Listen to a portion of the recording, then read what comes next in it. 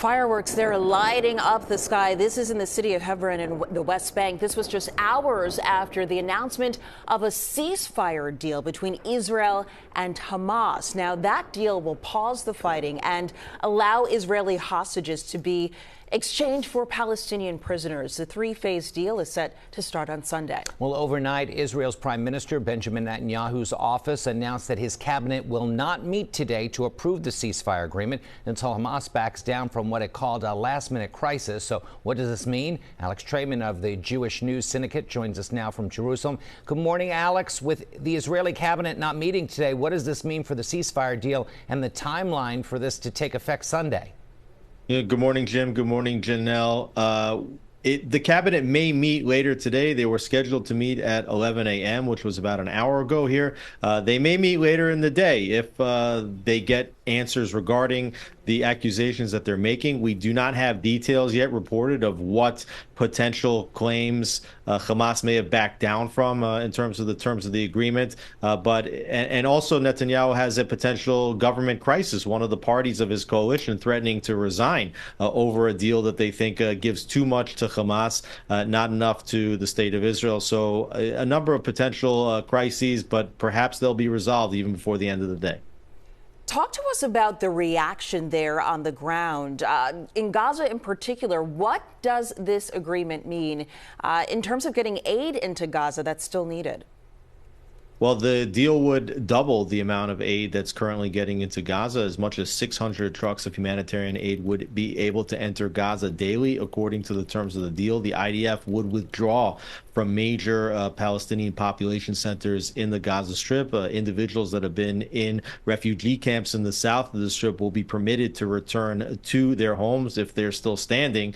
And Israel will maintain some perimeters around the Gaza Strip, including the border between Gaza and Egypt, and also a widened border between Gaza and Israel to the east and to the north. Well, Alex, what's the feeling this morning in Israel?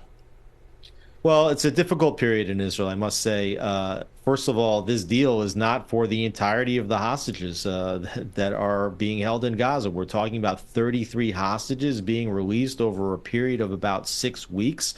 We don't know how many of them are alive, how many of them are dead. Second and third phases of the deal will need to be negotiated during this phase one. And so even if we get the 33 that are being promised in this phase, it could still well be that there are other hostages remaining, that this doesn't actually end the hostage crisis. And then there's others that think that this is a deal that could have been done a lot sooner. So you see that the Palestinians are celebrating this deal. Israelis have a lot of questions, and Netanyahu may even lose his government over what many perceive to be more of a victory for Hamas than a victory for Israel. Well, we'll be watching closely to see how this continues to unfold. Alex Traiman joining us live from Jerusalem. Thank you so much for your insight, Alex, this morning. We appreciate it. Thanks for having me. All right, absolutely. 5:06 now. Members of the Jewish and Muslim communities right here in our region, they are reacting to this ceasefire deal between Israel and Hamas. The CEO of the Jewish Federation of Southern New Jersey says the news is what a lot of families here have been praying for. We also spoke with the CEO of the Philadelphia chapter of the Council on American Islamic Relations, who called the agreement long overdue. To know that families have been broken and families have been destroyed, and that people are now going to be able to come home to their families, to their loved ones, is something that is giving us hope. Even though that cautious optimism exists, the overwhelming sense right now is one of relief, so that people can slowly try to return a sense of normalcy. And of course, under the whole destruction in Gaza, what that normal looks like is very different. And that ceasefire deal expected to take effect Sunday. And we will continue to follow the latest developments on the ceasefire deal, both on air and on our website, cbsphiladelphia.com.